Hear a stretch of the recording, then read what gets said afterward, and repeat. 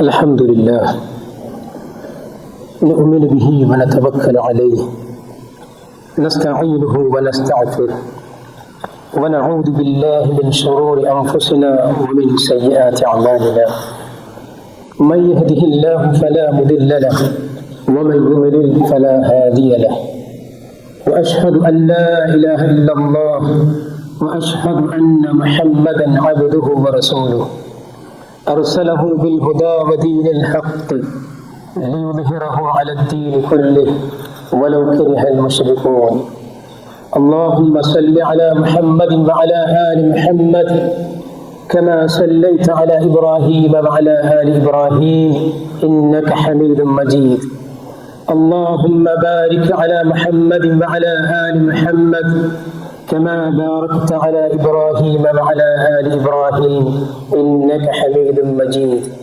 أما بعد فإن خير الحديث كتاب الله وخير الهدي هدي محمد صلى الله عليه وسلم وشر الأمور محدثاتها وكل محدثة بدعة وكل بدعة ضلالة وكل ضلالة في النار أعوذ بالله من الشيطان الرجيم بسم الله الرحمن الرحيم ونريد أن نمن على الذين استضعفوا في الأرض ونجعلهم أئمة ونجعلهم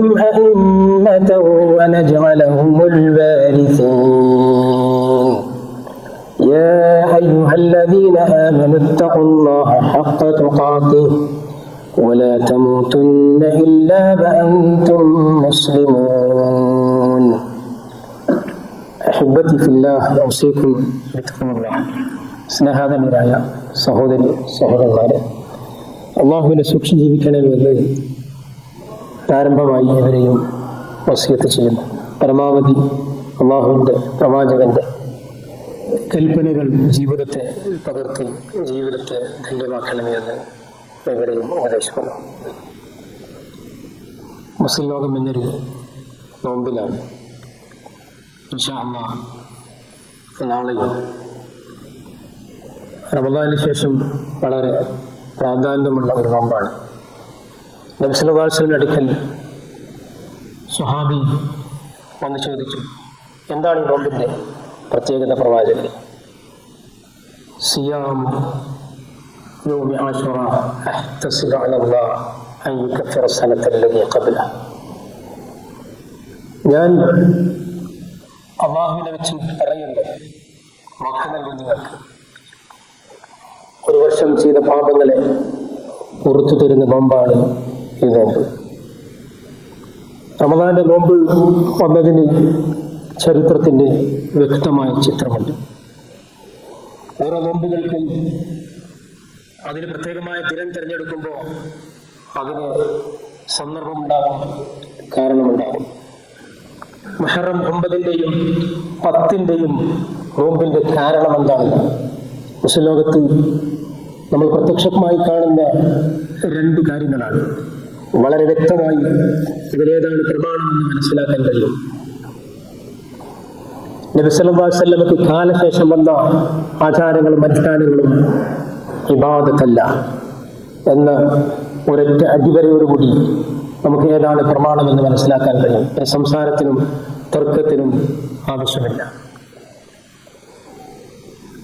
ഒരു ശൈഇൻ മാ മിൻ ശൈഇൻ യുഖർരിബുകും ഇലല്ലാഹ് ഇല്ലാ വഖദ് ഹദ്ദസ്തുകും ബിഹി. അല്ലാഹുവിലേക്ക് അടുപ്പിക്കുന്ന ഏതൊരു കാര്യമുണ്ടോ എല്ലാം പറഞ്ഞു തന്നിട്ടാണ് ഞാൻ പോകുന്നത് എന്ന മഹാനായ പ്രവാചകൻ സല്ലല്ലാഹു അലൈഹി വസല്ലം അനുസരിച്ച് നബി സല്ലല്ലാഹു അലൈഹി വസല്ലം മക്കയിൽ നിന്ന് കഴിഞ്ഞ ആഴ്ച നമ്മുടെ ഖുതുബയിൽ സൂചിപ്പിച്ച പോലെ മക്കയിൽ നിന്ന് മദീനയിലേക്ക് പോയപ്പോൾ മദീനയിലെ മുസ്ലിം പോപ്പുലേഷൻ എന്ന് പറയുന്നത് 16%. അതിൽ 30% എന്നുള്ളത് യഹൂദരാണ്. യഹൂദരുടെ ഒരാഘോഷമായി ആയിരുന്നു മുഹറം 9-ഉം 10-ഉം. കാരണം നമുക്കറിയാം, ബൈബിളിന്റെ പഴയ നിയമത്തിലെ പഞ്ചപുസ്തകമായ ഉൽപ്പത്തി, പുറപ്പാട്, ലേവ്യസംഖ്യ, ആവർത്തനം, ഈ പഞ്ചപുസ്തകത്തിന്റെ ഉടമകളെന്ന് അവകാശപ്പെടുന്നത് യഹൂദരാണ്. അതുകൊണ്ട് തന്നെ യഹൂദർക്ക് മൂസാ നബിയോട് അങ്ങനെ ഒരു ബന്ധമുണ്ട്. നബി സല്ലല്ലാഹു അലൈഹി വസല്ലമ അവരെ ആചാരങ്ങളും അനുഷ്ഠാനങ്ങളും കണ്ടപ്പോൾ പറഞ്ഞു, നഹ്നു അഹഖ്ഖു മിൻകും ബിമൂസ, നിങ്ങളെക്കാളും മൂസാ നബിയോട് ഏറ്റവും കൂടുതൽ അടുത്തവർ ഞങ്ങളാണ് എന്ന പാഠം പ്രവാചകൻ പഠിപ്പിക്കുകയാണ്. 136 തവണ ഏറ്റവും കൂടുതൽ പ്രഖ്യാപിക്കപ്പെട്ട ഒരു പ്രവാചകനായി 8ഓളം സൂറത്തുകളിൽ മുഫസ്സലായിട്ട് കൃത്യമായി പഠിപ്പിച്ച ഒരു ചരിത്രം എന്നാണ് മൂസാ നബി അലൈഹി സ്വലാത്തു വസ്സലാമിന്റെ ചരിത്രം. ക്രിസ്താബ്ദം 1000 BC, ക്രിസ്തുവിന് മുമ്പ് 1213 മുതൽ 1303 വരെ ജീവിച്ച അന്നത്തെ ഫറോവ ഭരണകൂടം. ഫറോവ എന്ന് പറഞ്ഞാൽ അതിന്റെ അർത്ഥം തന്നെ ഫിർഔൻ എന്ന് പറഞ്ഞാൽ അൽ ബൈത്തുൽ കബീർ എന്ന ഒരു തറവാടിന്റെ പേരായിട്ടാണ് ഫിർഔൻ എന്ന പദം ഉപയോഗിക്കുന്നത്. പിന്നെ അൽ വലീദ് ഇബ്നു മുസ്അബ് എന്ന് പറയുന്ന ഈജിപ്തുകാർ റാമസീസ് രണ്ടാമൻ എന്ന് വിളിക്കുന്ന ഒരു രാജാവിന്റെ കീഴിൽ, രാജാവിന്റെ ഭരണകാലഘട്ടത്തിൽ ഏകദേശം ആ രാജാവും മൂസാ നബിയും തമ്മിലുള്ള ഭരണകാല വ്യവസ്ഥ എന്ന് പറയുന്നത്, കാലം എന്ന് പറയുന്നത് 32-33 വർഷമാണ്. അങ്ങനെ ജീവിച്ച ഒരു മഹാപുരുഷനാണ് യഥാർത്ഥത്തിൽ മൂസാ അലൈഹിസ്സലാത്തു വസ്സലാം. മൂസാ അലൈഹിസ്സലാത്തു വസ്സലാമിന്റെ കാലം എന്ന് പറയുന്നത് അന്ന് പിന്നെ ഭരണകൂടം എന്ന് പറയുന്നത് ജനങ്ങളെ അടിച്ചമർത്തുന്ന ഭരണകൂടമായിരുന്നു. നമുക്കറിയാം, ഇബ്രാഹിം നബി മുതൽ ഇസ്ഹാഖ്, യാക്കൂബ്, യൂസുഫ് അലൈഹിസ്സലാത്തു വസ്സലാം വരെ ഇസ്രായേലിൽ ജീവിച്ചിരുന്നത് പലസ്തീനിലായിരുന്നു.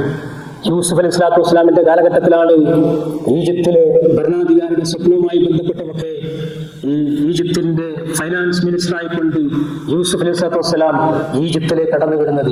അന്ന് മുതൽ ഇസ്രായേൽ സന്തതികൾ ഈജിപ്തിലാണ്. പിന്നെയാണ് യൂസുഫ് അലൈഹി സ്വലാത്തു വസ്സലാമിന് ശേഷമാണ് മൂസാ നബിയും ഒക്കെ അവിടെ ഈജിപ്തിൽ ജനിക്കുന്നത്. അപ്പൊ ഈജിപ്തിൽ 2 തരം ജനങ്ങളാണ്.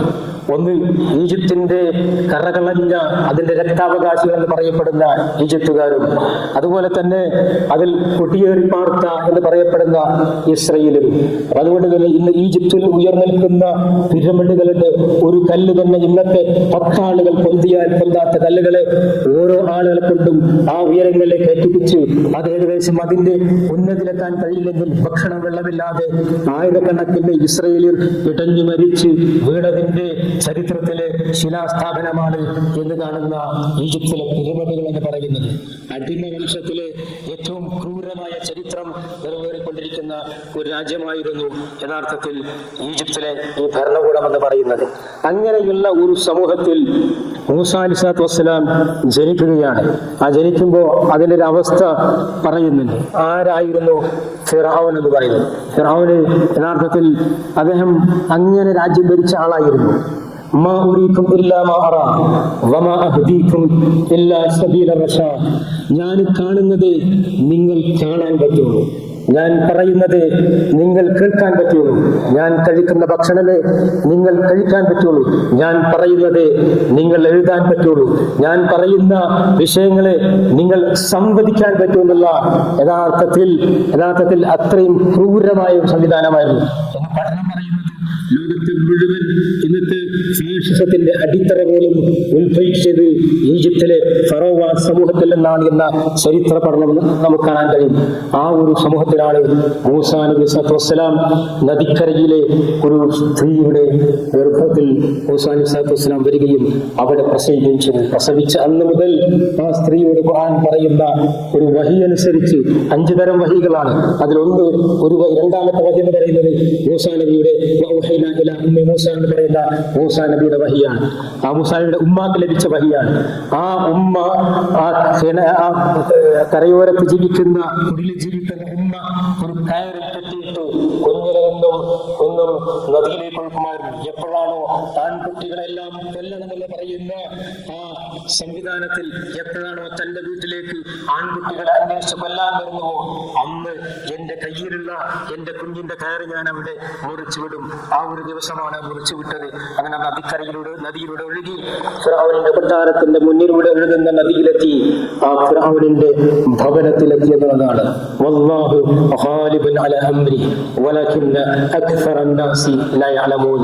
അല്ലാഹു ഒരു പ്ലാൻ ചെയ്യും. വമകറു വമകറല്ലാഹ് വല്ലാഹു ഖൈറുൽ മാകിരീൻ. വഇൻ കാന മക്റുഹും ലിതസൂല മിൻഹുൽ ജിബാൽ.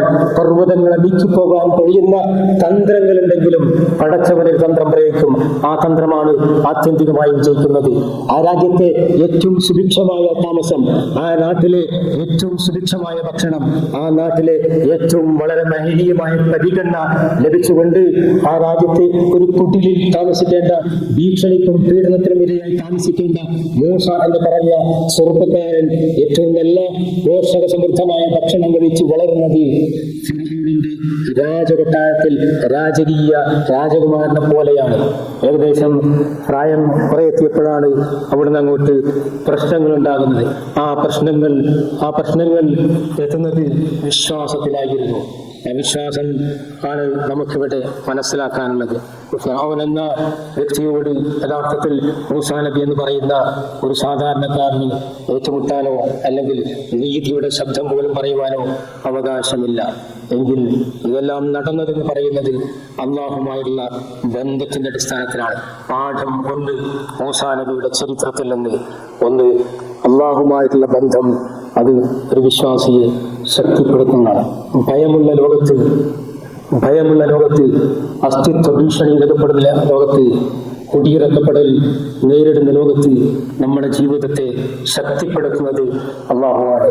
അതുകൊണ്ട് തന്നെ വിശ്വാസികളോട് മൂസാ നബി പറയുന്നത്, ആദ്യമായി തവക്കുൽ എന്ന ഒരു പദം വിശ്വാസികളെ പഠിപ്പിക്കുന്നത് മൂസാ നബിയാണെന്ന് പറയുന്നത്.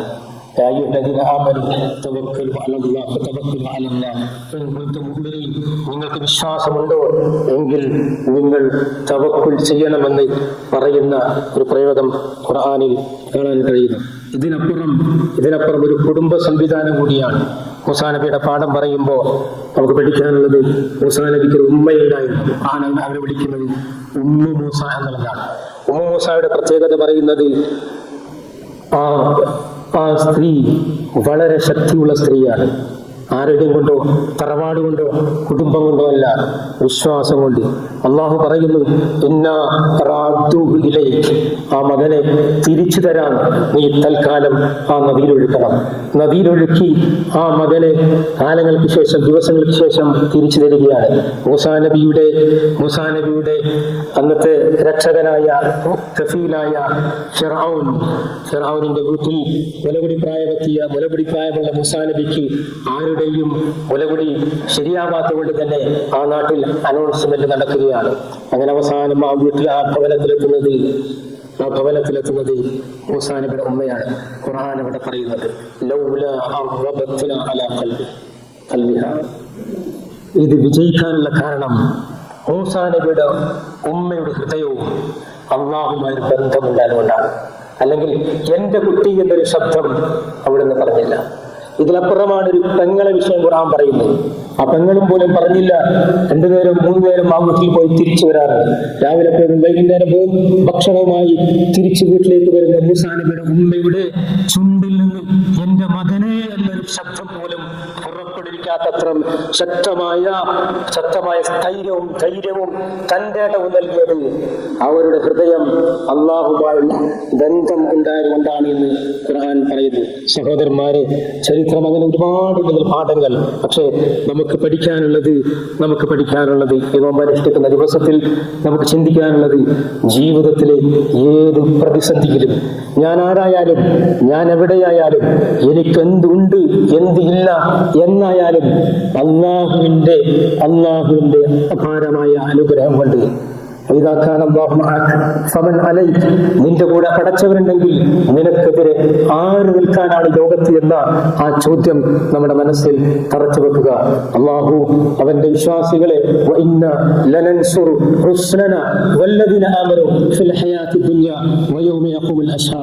ഞാൻ എന്റെ വിശ്വാസികളെ സഹായിക്കും, ഈ ദുനിയാവിലും പരലോകത്തും സഹായിക്കുമെന്ന ഖുർആനിന്റെ പ്രവചനങ്ങളിൽ, വാക്കുകളിൽ വിശ്വാസം കൊണ്ട് ഇതുപോലെ ചരിത്രത്തിൽ നിന്ന് പാഠം ഉൾക്കൊള്ളുവാൻ ശ്രമിക്കുക. അള്ളാഹു നമ്മെ എവരെയും അനുഗ്രഹിക്കുമാറാവട്ടെ. അഖൂലു ഖൗലി ഹാദാ അസ്തഗ്ഫിറുല്ലാഹ ലി വലക്കും അസ്തഗ്ഫിറുഹു ഇന്നഹു ഹുവൽ ഗഫൂറുർ റഹീം.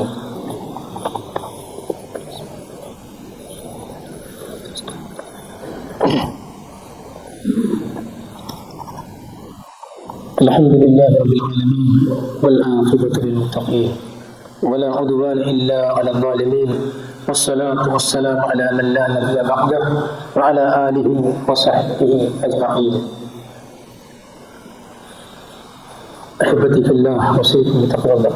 1180 വർഷത്തിന് ശേഷമാണ് ഈജിപ്തിലൂടെ ഒഴുകുന്ന ആ സമുദ്രത്തിൽ നിന്ന് ഫിർഔനിന്റെ ജഡം അതേപോലെ പുറത്തെടുക്കപ്പെട്ടത്. 5 ഈജിപ്ഷ്യക്കാരും ഒരു മറൈൻ ജിയോളജിസ്റ്റും പുരാവസ്തു ഗവേഷകനുമായ ഒരു സയന്റിസ്റ്റിന്റെ പഠന ഗവേഷണങ്ങളുടെ അവസാന ഫലമായി കണ്ടെത്തുകയാണ് 1303 BC-യിൽ അന്ത്യം കുറിച്ച മരണപ്പെട്ട ഫിർഔനെ 3100 വർഷം കടലിൽ ഒരു കേടുപാട് കൂടാതെ സൂക്ഷിക്കപ്പെടുന്നെങ്കിൽ ഖുർആൻ പറയുന്നുണ്ട്. സൂറത്തുൽ മുർസല 92-ാമത്തെ വചനത്തിൽ ഫൽയൗമ തുനജ്ജീക ബിബദനിക ലിതകൂന ലിമൻ ഖൽഫക ആയ. ഇന്ന് നിന്റെ ശരീരത്തിൽ ബിബദനിക ജിസ്മ എന്ന പദമല്ല ഉപയോഗിച്ചത്.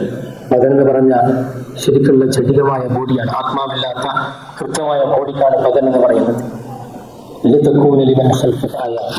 ശേഷം വരുന്ന എല്ലാവർക്കും ആരെയാണോ മനസ്സുകൊണ്ട് പിടിപ്പിക്കുന്നത്, ആരെയാണോ ശരീരം കൊണ്ട് പിടിപ്പിക്കുന്നത്, ആരോടാണോ നമ്മൾ അക്രമം നടത്തുന്നത്, അക്രമം തെറ്റി നമ്മൾ ജീവിക്കുമല്ലോ എങ്കിൽ ഈ ദുനിയാവ് അവർക്കെതിരെ സാക്ഷിയാണ് എന്ന് പറയുന്ന ഖുർആന്റെ വചനമാണ്. ആകാശം പോലും ഒരു കണ്ണീര് പോലും ഫിർഔന്റെ മേൽ പിടിച്ചില്ല എന്ന ഖുർആന്റെ വചനത്തെ ഇബ്നു അബ്ബാസ് വ്യാഖ്യാനത്തിലൂടെ പറയുന്നുണ്ട്. വിശ്വാസികൾ ഈ ഭൂമിയിൽ ആവശ്യപ്പെട്ടു പോയ ആളുകൾ മരിക്കുമെങ്കിൽ ആകാശവും ഭൂമിയും അവർക്കാട് രേഖപ്പെടുത്തുമെന്നാണ്. ഫിർഔനിന്റെ മരണം ഈ പ്രകൃതി പോലും ആവശ്യപ്പെടുന്നതാണ്. ധിക്കാരികളുടെ മരണം ഈ പ്രകൃതി പോലും ആവശ്യപ്പെടുന്ന പാഠമാണ് നമുക്ക് നൽകുന്നത്. എല്ലാ ധിക്കാരങ്ങളിൽ നിന്നും, എല്ലാ കിബറുകളിൽ നിന്നും, എല്ലാ അഹന്തതകളിൽ നിന്നും, അക്രമങ്ങളിൽ നിന്നും നാം സ്വന്തത്തെയും ആളുകളെയും കാക്കുക. അടച്ചവൻ നമ്മെ അനുഗ്രഹിക്കുമാറാവട്ടെ. اللهم اغفر للمؤمنين والمؤمنات والمسلمين والمسلمات الأحياء والأموات إنك مجيب الدعوات يا قاضي الحاجات. اللهم أعز الإسلام والمسلمين وأذل الشرك والمشركين. اللهم اهدنا على الكتاب والسنة وأمتنا مع الإيمان والتوبة. اللهم أجرنا من النار، اللهم أجرنا من النار، اللهم أجرنا من النار. اللهم اجعل هذا البلد أمنا وأمانا ومطمئنا وسائر بلاد المسلمين. ربنا آتنا في الدنيا حسنة وفي الآخرة حسنة وقنا عذاب النار. آمين برحمتك يا أرحم الراحمين.